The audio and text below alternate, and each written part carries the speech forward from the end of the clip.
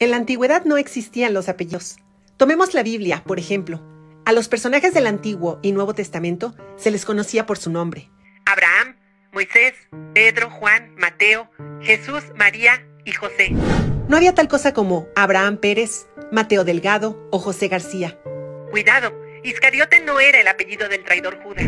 Ni Tadeo, el del Santo. Eran sobrenombres, apodos.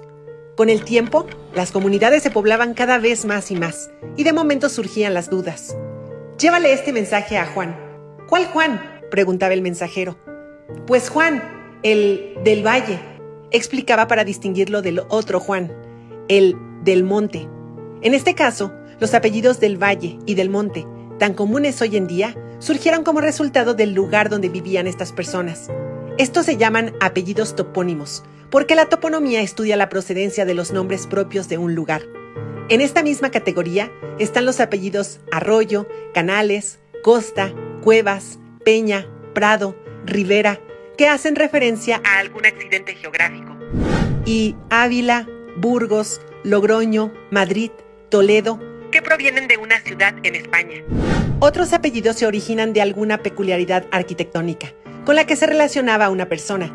Si tu antepasado vivía cerca de varias torres, o a unos pasos de unas fuentes, o detrás de una iglesia, o al cruzar un puente, o era dueño de varios palacios, pues ahora entiendes el porqué de los apellidos torres, fuentes, iglesias, puente y palacios. Es posible que hayas tenido algún ancestro que tuviese algo que ver con la flora y la fauna. Quizás criaba corderos, cosechaba manzanas, o tenía una finca de ganado. De ahí los apellidos Cordero, Manzanero y Toro. Los oficios o profesiones del pasado también han producido muchos de los apellidos de hoy en día.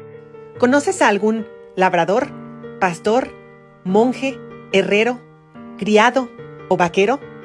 Pues ya sabes a qué se dedicaban sus antepasados durante la Edad Media. Otra manera de crear apellidos era a base de alguna característica física, o un rasgo de su personalidad, o de un estado civil. Si no era casado, entonces era soltero. Si no era gordo, era delgado. Si no tenía cabello, era calvo. Si su pelo no era castaño, era rubio. Si no era blanco, era moreno. Si tenía buen sentido del humor, era alegría. Si era educado, era cortés. Quizás la procedencia más curiosa es la de los apellidos que terminan en EZ, como Rodríguez, Martínez, Jiménez, González, entre otros muchos que abundan entre nosotros los hispanos.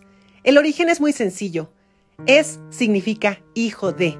Por lo tanto, si tu apellido es González, es porque tuviste algún antepasado que era hijo de un Gonzalo.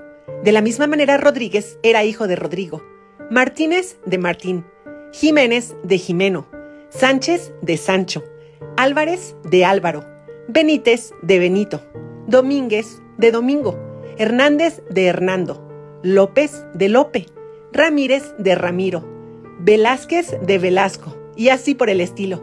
Asimismo ocurre en otros idiomas. Johnson es hijo de John en inglés, Johnson. MacArthur es hijo de Arthur en escocés. Martini es hijo de Martín en italiano. Es así como, poco a poco, durante la Edad Media, comienzan a surgir los apellidos.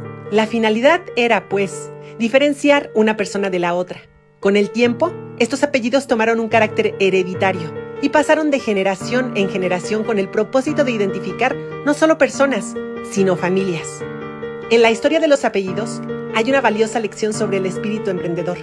Al igual que los apellidos surgieron para distinguir a las personas en tiempos de aumento de población, los emprendedores también se destacan al encontrar maneras especiales de sobresalir en un mercado cada vez más competitivo.